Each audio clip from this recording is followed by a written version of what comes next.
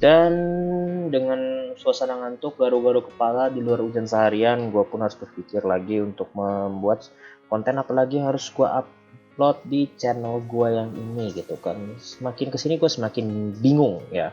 Gak cuma lu yang bingung, gue juga ikut-ikutan bingung gitu lah. Ya bingung kenapa nih? Ya gue bingung. Ada sebuah anime yang ratingnya itu ancur-ancuran, tapi gue bingung di mana tak ancur-ancurannya gitu kan. Yaitu adalah anime ini, Bos. Itu ratingnya 2, Bos. Kok bisa gitu? Maksudnya kalau misalnya animenya ancur-ancuran, ya kasihkanlah rating 5 gitu. Ini 2 gitu kan. 2,33 lagi. Wah, angkanya cantik juga gitu kan. Dari angka yang begitu mantap ini pun gue mikir gitu loh, kok bisa. Gue sudah menonton animenya dan oke lah, ternyata animenya ini konsepnya 3D dan memang sangat kaku sih emang. So secara animasi gue pun nggak demen-demen banget gitu loh, tapi ya oke lah ya, gue gak akan mikirin ya mungkin studio kekurangan budget atau emang ini studio khusus untuk bikin konsep yang seperti ini. Karena ketika gue liat studionya, yaitu Visual Flight, ya animenya juga baru satu X Arm gitu kan. Oke lah ya, gue nggak bisa nyalahin untuk studio yang memang unjuk gigi di pasaran.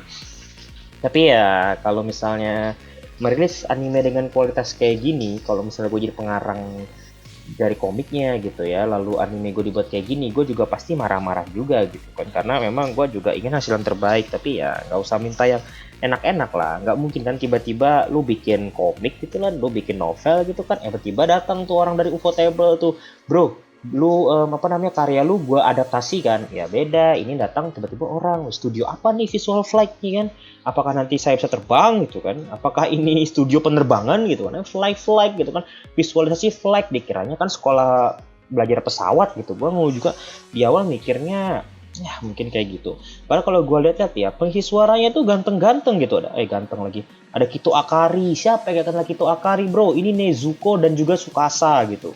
Lalu Komatsumi Kako, ini juga pengisi suaranya si Totsuka dan juga di Nisekwa itu siapa? Sugumi. Lalu ada Saito Soma, pengisi suaranya Tatsumi.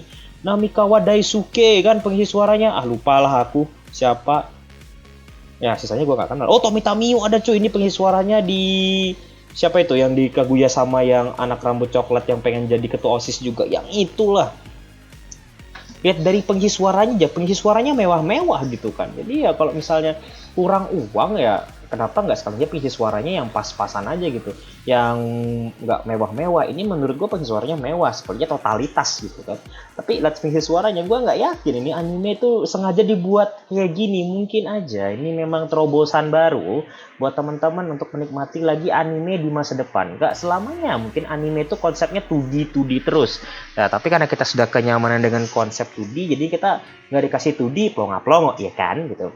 Ya sekali-kali lah kita dikasih konsep animenya itu yang sedikit 3D. Karena dulu tuh gue juga udah nonton ya, si Doniya no Kishi, RWYB, Ajin, itu bagi gue ya bagus-bagus aja. Gue nikmatin aja anime-animenya. Perihal kaku nggak kaku ya itu mungkin jadi masalah tersendiri ya.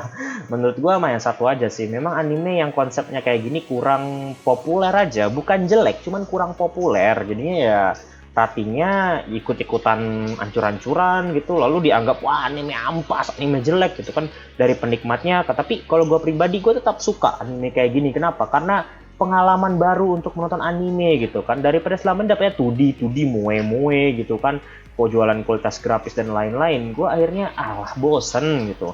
Tapi ketika gue dapat ini, mungkin pertama gue tuh nggak betah. Itu pertama, ya Allah kenapa kualitas grafisnya kayak gini.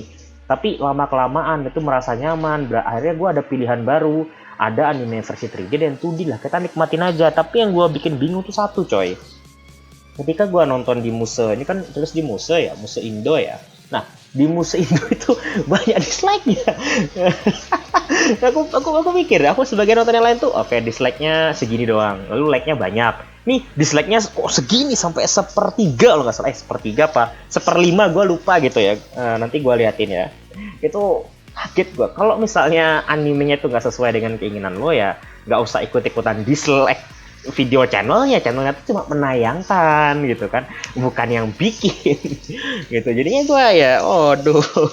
Namanya juga netizen ya, di atas langit masih ada netizen kan, netizen maha bener gitu, ya udahlah ikutin aja maunya. Tapi untuk rating 2 ini terlalu sih kata gue sih, nggak layak sih. Gue aja menikmati animenya gitu. Biarpun lu bilang ini jelek lah, ampas lah, grafiknya koyo gene lah, kayak anak magang yang bikin lah, Studio Den, anjir Studio Den lagi lo sebutkan.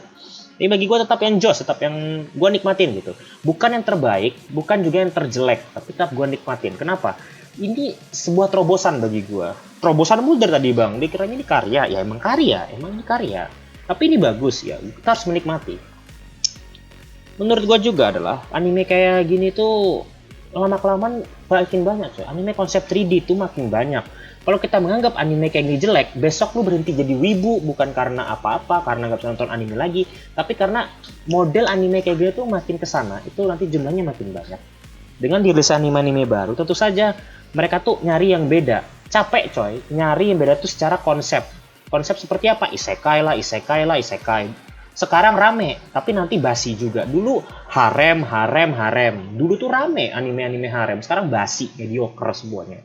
Jadi kedepannya anime yang kayak gini tuh akan dimaksimalkan lagi, akan dibuat lebih bagus lagi, dan mungkin teman-teman wah sudah nggak akan kepikiran lagi gitu. Ketika teman-teman 10 tahun kemudian anime konsep 3D itu udah rame, balik nonton anime, ternyata anime bagus. X-Arm tuh bakal teman-teman, wah kenapa gue mikir ini anime jelek, ternyata animenya joss gitu kan. Teman-teman itu bukan menganggap ini anime jelek, cuman tidak terbiasa, udah gitu aja, tidak terbiasa. Gue pun juga dulu gitu. Ada yang bilang, aduh anime keluaran lama gambarnya gini, tapi ketika gue biasain nonton, lama-lama semua anime keluaran lama gue tonton yang tersedia. Gue tonton, wah ternyata asik gitu, ternyata bagus. Gue hanya nggak terbiasa doang. Tapi kalau misalnya nggak terbiasa, nggak suka, no problem. Tapi kalau ngerating, coy, please dong. Kalau pengarangnya lihat, studinya lihat, ini aduh besok-besok mereka nggak bikin anime lagi gitu loh. Gua bukannya gini ya, gua tuh bukannya mengatakan jangan dikritisin gitu. Tapi ya boleh lah kita ngekritisin sebuah karya. Tapi ada dasarnya gitu. Lu siapa gitu kan?